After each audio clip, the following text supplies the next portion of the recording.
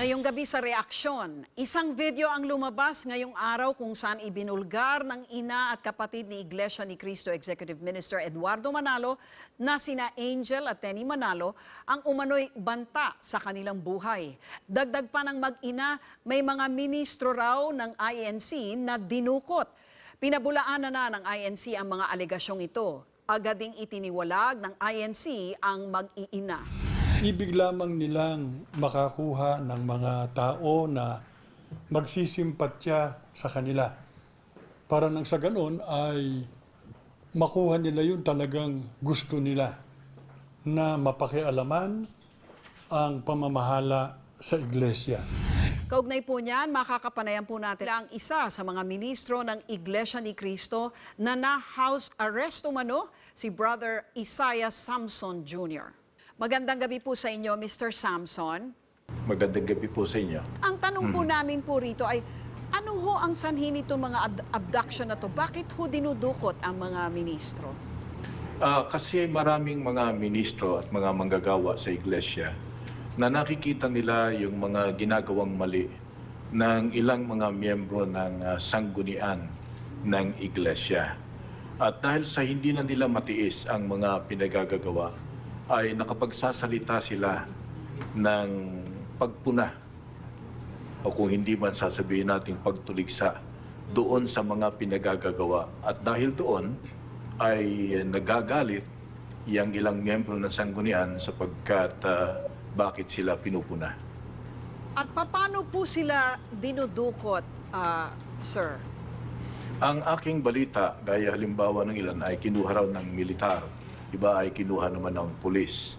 Ako naman ay hindi ganun kalubha, pero ini-house arrest nila ako sa loob ng mahigit na 1 linggo na maituturing So hindi ho kayo isolated makalabas? ako. Hindi kayo makalabas sa bahay ninyo dahil Hindi, may mga hindi. pulis doon at militar? May mga security guard naman doon. At sila mismo, yung ilang miyembro ng sanggunian, lagi akong pinupuntahan doon sa bahay, kaya yung aking misis halos mamatay na sa nervyos bagong opera pa naman sa puso. Yes. Ano po ba ang mga kamali ang pinupuna po ninyo na ikinagagalit po nila? Halimbawa lang kasi, meron kasing mga, yung halimbawa lang ay tungkol doon sa tinatawag naming lingap sa mamamayan o lingap pamamahayag. Ang iglesia kasi matagal nang ginagawa yung lingap sa mamamayan. Aid to humanity kung tawagin namin sa English. Yung mga nangangailangan, yung mga dinalaw ng mga kalamidad, ay tinutulungan ng iglesia at talaga namang buong puso ang pagtulong ng iglesia. Kaya lang dumating ang pagkakataon na pinangasiwaan ito ni kapatid na June Santos o Glicerio Santos Jr. At doon ay nagsimula yung nakikita ng marami na katiwalian.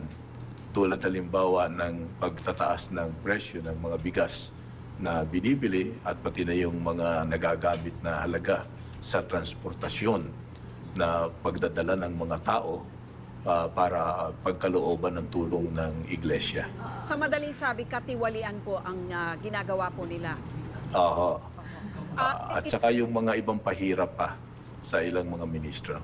So hindi po kayo sumesentro sa katiwalian sa pinakakataas-taasan. Kaya ko po na itatanong to dahil mismong kapatid po ng executive minister po ninyo na si Ginoong Eduardo at pati po ang nanay niya ay nagsasalita na po ngayon ng hindi po maganda laban po sa pamunuan.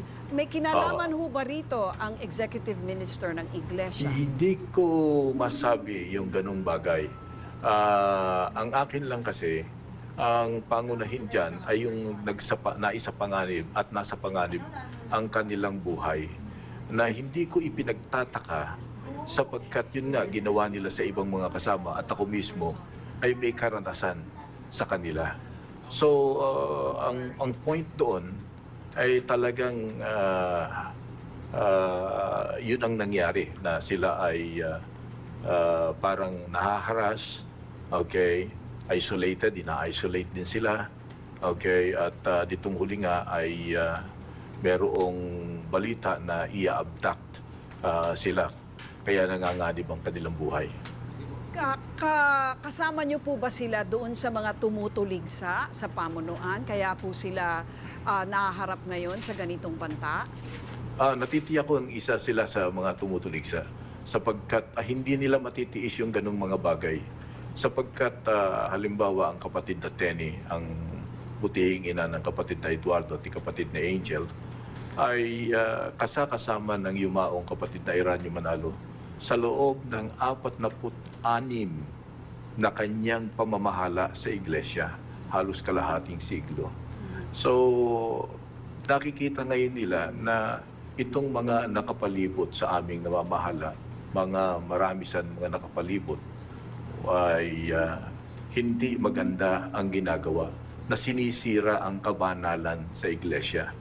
Merong termino sila ngayon, gagamitin ko na yun, nababalahura, yung tungkol sa mga bagay sa iglesia, nawawala yung kabanalan. Sa iglesia kasi napakaingat dyan eh. Alam naman ninyo na sa iglesia mahigpit ang turo, yung mga aral talagang ipinatutupad. Pero paano may patutupad yon kung yung ilan na nasa itaas na sila dapat magpatupad, sila ang sumisira riyan. Be sure to come back. News 5 everywhere. Copyright 2015.